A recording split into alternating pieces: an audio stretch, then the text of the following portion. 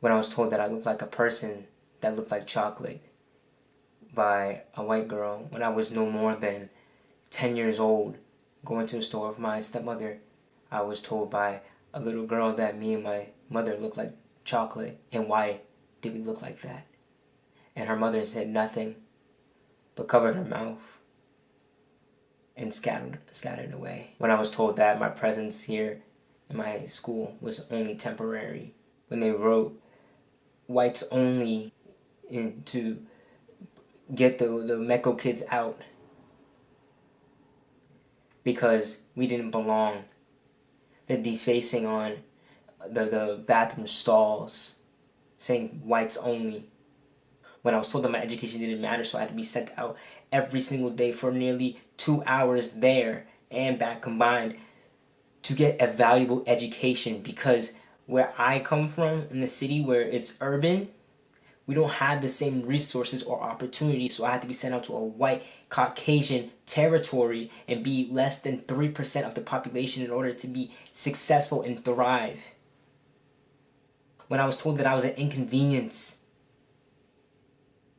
for the football team by certain parents and some of their kids, when I knelt during one of the football games for the injustices that are happening to us as a black community, by systematic oppression and racism, when I was told by my school system that I wasn't capable of being smart, when they had me on numerous occasions do the override process, when it was in fact not needed, knowing that I had better grades than half of the white kids that were already in those honors classes, in those AP classes, but they made me make meetings as a child and write letters pleading to be in honors classes, knowing that I rightfully deserved to be in them. When I was told that I have to be lucky to understand and learn the richness of my culture through a program that only God put me on the path to be in. If I wasn't at the Calculus Leadership and Academy program at Boston University, I would not know I wouldn't know anything, virtually anything about my culture. There I was taught by my professor, Dr. Mims, about the importance of being black in America, the importance of knowing my history, the importance of all of our civil rights leaders, all of our influential black people of color leaders in our history, how we've been deprived of success, deprived of our names, deprived of our justice.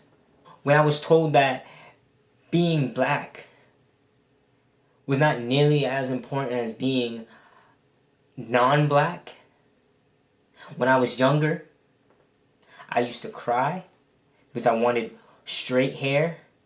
I used to cry because I wanted all the European features, because it has always been portrayed as the epitome of beauty. I once permed my hair. I relaxed my hair so it could be straighter when I was a child.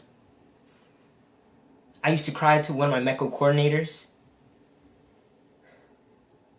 and she had to sit me down and teach me how important it is to be a black man in society. No matter how hard it is. When I was transitioning and decided that I wanted to be called Deshaun, but then I was told that I can't be called Deshaun because systematically it is the compromising factor of getting a job, of succeeding. When I was called a nigger in my comments, when I was called an ape, when I was called a monkey by random white people who don't know anything about me, when I was told that I didn't belong in the community that I go to school in, but I still managed to become the student council president despite all of the naysayers. When I was told that I was a scarier opponent when it came to wrestling or football simply because of the color of my skin. I'm no more than freshman year. What am I, 14, 15 years old? And I'm told that I'm a scary opponent simply because of my skin color? It's the traumatizing experiences that we have to go through that makes us feel unwelcomed, that makes us feel that we don't matter. When I was told by one of my professors that when he dated his ex-white girlfriend, he was pistol whipped in the South because he was black dating a white girl. Pistol whipped in his teenage years while playing tag and hide and seek. And her father thought that he was a threat. When I'm told that I can't do or shouldn't do all the things in life, like ask questions, wear a wife beater, wear a do-rag, wear any of those things in public, because it could be my death sentence, because it can be the leading factor to why I was shot and killed, because it was an indicator that I am a threat to white America. When I was told that I can't wear a hood, I can't wear the hood on my hoodie, because, like Trayvon Martin, I could be shot down by a neighbor. When I was told that I can't use the same toys that little white boys were always playing with, that I couldn't use, that I couldn't buy a Nerf gun, because it could be the end of my life if a cop or if a white supremacist had seen me using it.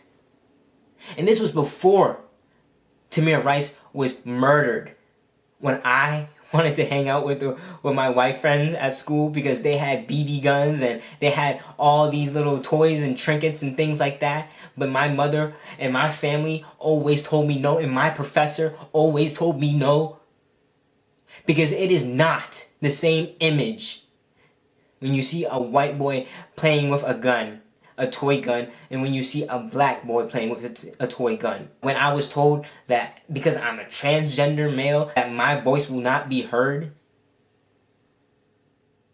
I have not heard any one of y'all speak about Tony. When I was told that no matter what I do, I will always have to work twice as hard to get just as half as far. Work twice as hard to go half as far.